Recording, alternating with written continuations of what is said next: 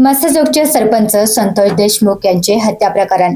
सरपंच संतोष देशमुख यांच्या हत्या प्रकरणात केवळ बीड जिल्हाच नाही तर संपूर्ण महाराष्ट्राला हादरून सोडलं होतं. हे प्रकरण न्यायप्रविष्ट असतानाच एक मोठी अपडेट समोर आली आहे, ज्यामुळे वाल्मिक कराड सोबतच इतर आरोपींच्या अडचणी वाढण्याची शक्यता आहे. नेमकं काय घडलं पाहूयात.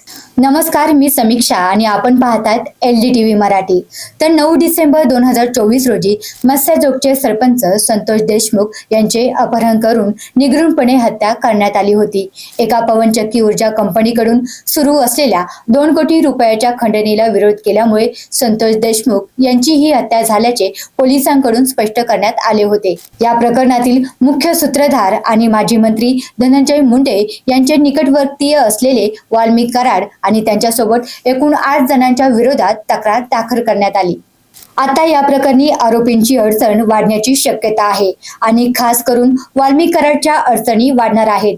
वाल्मिक कराडच्या विरोधातील डिजिटल पुराव्याच्या प्रती आता कोर्टात दाखल करण्यात आल्या आहे. या प्रकरणी CIDने जवळपास 1800 पानांचे दोषारोप पत्र विस्तृतपणे कोर्टात सादर केले आहे, ज्यामध्ये हत्येचे 15 व्हिडिओ आणि 8 फोटोंचा समावेश आहे. जे फोटो पाहिल्यानंतर निश्चितपणे पाहणाऱ्यांच्या अंगावरती काटे आल्याशिवाय राहणार नाही.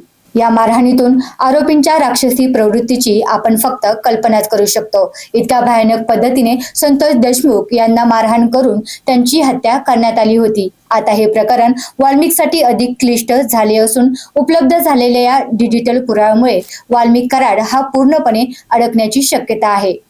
7 फेब्रुवारी 2026 मध्ये झालेल्या सुनावणीमध्ये अभियोग पक्षाचे बचाव पक्षाला लॅपटॉपमधील डिजिटल पुराव्यांच्या प्रती म्हणजेच फोटो, व्हिडिओ विशेष न्यायालयासमोर सादर केले आहेत. संतोष देशमुख यांच्या हत्येच्या अनुषंगाने वाल्मिक कराडचा आवादा पवनचक्की कंपनीला फोटोज, व्हिडिओ आणि ऑडिओ क्लिप्स न्यायालयात सादर करण्यात आली आहे.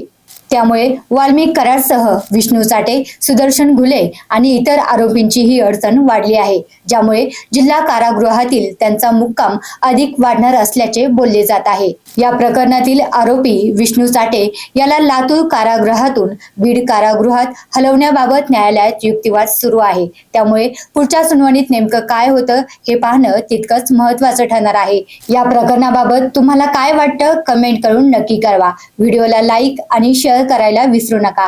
अशाच नवनवीन व्हिडिओ पाहण्यासाठी आपल्या LDTV मराठी या चॅनलला सबस्क्राईब करा.